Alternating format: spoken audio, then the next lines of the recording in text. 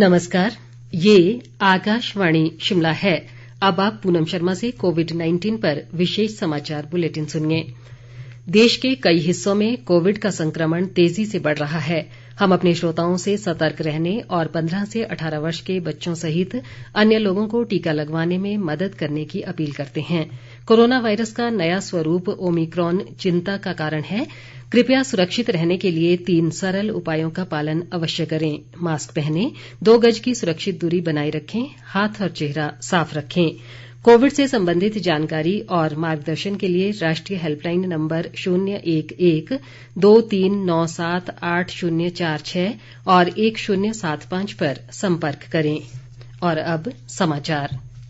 राष्ट्रव्यापी कोविड टीकाकरण अभियान की आज पहली वर्षगांठ है। प्रधानमंत्री नरेंद्र मोदी ने कोविड टीकाकरण अभियान के 1 साल पूरा होने पर इससे जुड़े सभी लोगों का आभार व्यक्त किया है। उन्होंने ट्वीट कर कहा है कि देश का टीकाकरण कार्यक्रम कोविड के खिलाफ लड़ाई में महत्वपूर्ण कार्यक्रम है।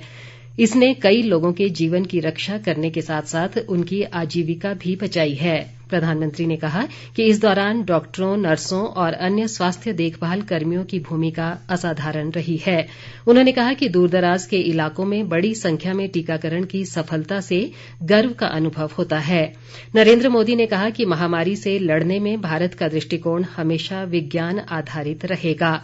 उन्होंने कहा कि सरकार स्वास्थ्य संबंधी बुनियादी ढांचे को बढ़ा रही है ताकि सभी नागरिकों को स्वास्थ्य सुविधाएं उपलब्ध हो सकें। प्रधानमंत्री ने कहा कि जब कोविड महामारी आई तब देश को इस संक्रमण के बारे में कोई जानकारी नहीं थी, लेकिन देश के वैज्ञानिकों और नवाचारकर्ताओं ने टीके विकसित करके इस महामारी से लड़ने का रास्ता साफ किया। प्रधानमंत्री ने कहा कि भारत के लिए गर्व की बात है कि उसने टीके के माध्यम से महामारी से निपटने में योगदान दिया है। उन्होंने लोगों से अपील की कि वे कोविड निर्देशों का पालन करें और महामारी को हराएं। प्रदेश में आज अभी तक कोरोना के 122 नए मामले आए हैं, जबकि 611 लोगों ने इस महामारी से जंग जीती है। राज्य में इस समय सक्रिय मामलों की संख्या 10,060 है। कांगड़ा जिले में सबसे अधिक 1,861, सोलन में 1,600 और शिमला जिले में 1,414 सक्रिय मामले हैं।